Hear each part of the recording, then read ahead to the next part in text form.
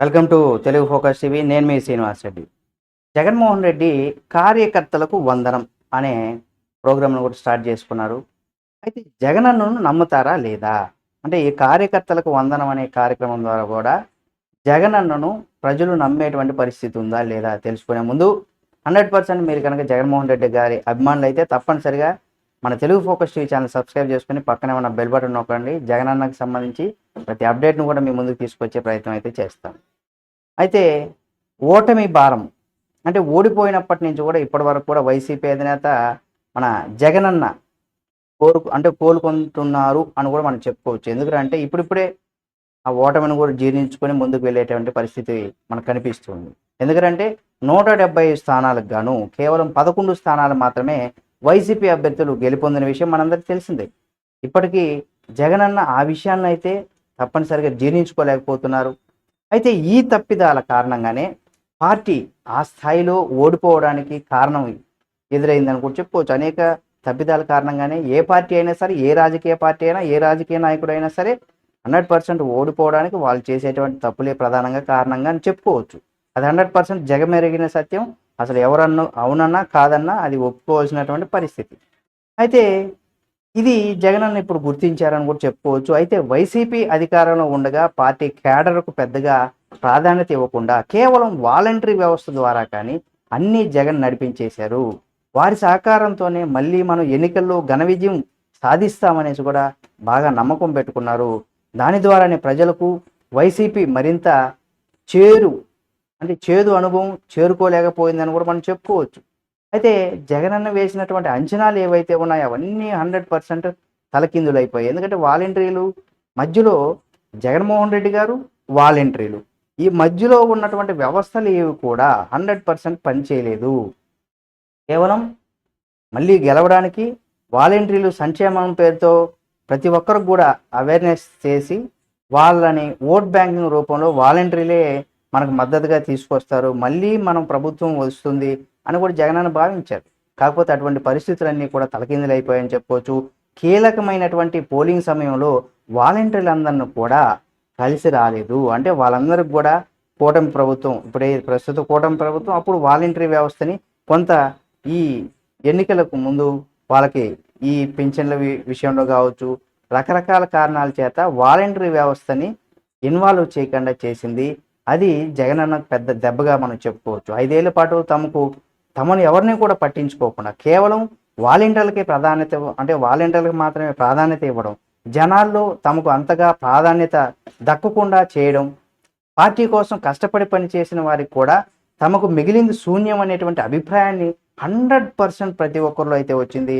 జగనన్న కోసం, జగనన్న పార్టీ కోసం, జగనన్న పార్టీలో ఉన్నటువంటి ఎమ్మెల్యేల కోసం, ఆ నియోజకవర్గంలో ఉన్నటువంటి కార్యకర్తలు కావచ్చు, అభిమానులు కావచ్చు, వాళ్ళు ఎవరు పని చేసినా సరే వాళ్ళకి ప్రాధాన్యత లేకపోయింది.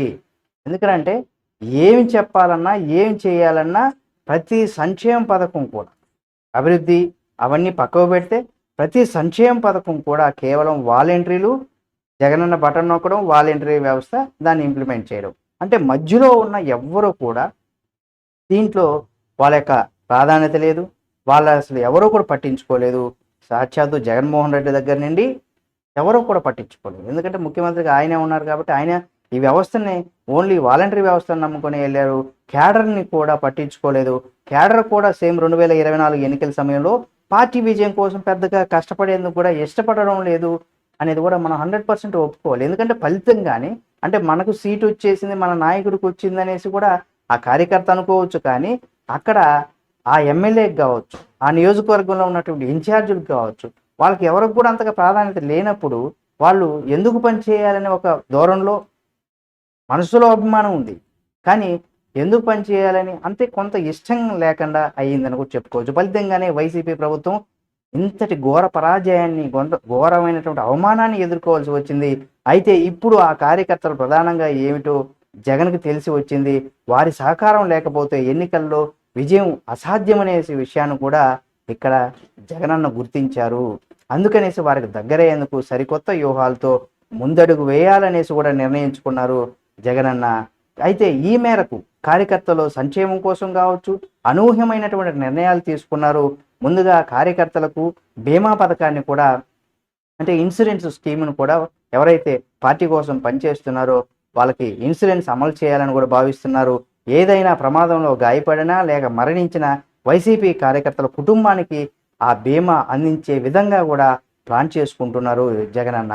అలాగే పార్టీలో ప్రత్యేకమైనటువంటి ఆర్థిక నిధిని కూడా ఏర్పాటు చేసి దానిని కార్యకర్తల సంక్షేమం కోసం వినియోగించాలనేసి కూడా జగనన్న అయితే భావిస్తూ ఉన్నారు. కాబట్టి కార్యకర్తల కష్టాల్లో ఉన్నప్పుడు ఈ నిధిని 100% వినియోగించుకునేలాగా ప్లాన్ చేస్తున్నారు.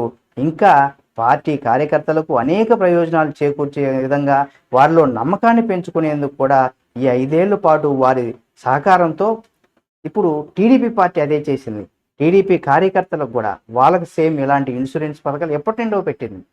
కాబట్టి ఇప్పుడు జగనన్న ఇక కార్యకర్తలను కూడా మనం చూసుకోవాలి. వాళ్ళకి కూడా మనం సహాయం చేయాలనే ఒక దీంతో ఇప్పుడు కూటమి ప్రభుత్వం పైన పోరాటం చేసేందుకు కూడా జగనన్న సిద్ధంగా అవుతున్నారని కూడా చెప్పుకోవచ్చు.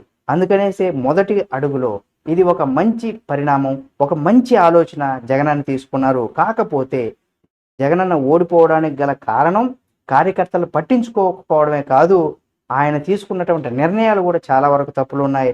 అవన్నీ కూడా ఒక లాజిక్‌గా మనం ఆలోచించినట్లయితే జగనన్న సంక్షేమం పేరుతో అందరికీ ఇచ్చారు. కాకపోతే పాలనలో కావచ్చు, ఆయన తీసుకున్నటువంటి నిర్ణయాలు ఏవైతే ఉన్నాయో అవి సొంత పార్టీ నేతలకు కూడా కొంత జీర్ణించుకోలేకపోయారు అని కూడా చెప్పుకోవచ్చు. ఏదేమైనా జగనన్న ఇప్పుడు కార్యకర్తల కోసం సంక్షేమ నిధి కార్యక్రమం ఏదైతే ఉందో ఇది ఒక మంచి శుభ పరిణామంగా చెప్పుకోవచ్చు. మరి ఈ రకంగా జగనన్న ఒక మంచి ముందడుగు వేస్తున్నారని కూడా చెప్పుకోవచ్చు. ఈ వీడియో మీకు నచ్చితే లైక్ చేయండి. ఈ వీడియో పైన మీ అభిప్రాయాన్ని కామెంట్ రూపంలో తెలియచేయండి. మరిన్ని జగనన్న కోసం సంబంధించి వీడియోల కోసం మా Telugu focus TV channel subscribe చేసుకొని పక్కనే ఉన్న బెల్ బటన్ ఒకటి మాత్రం మర్చిపోకండి.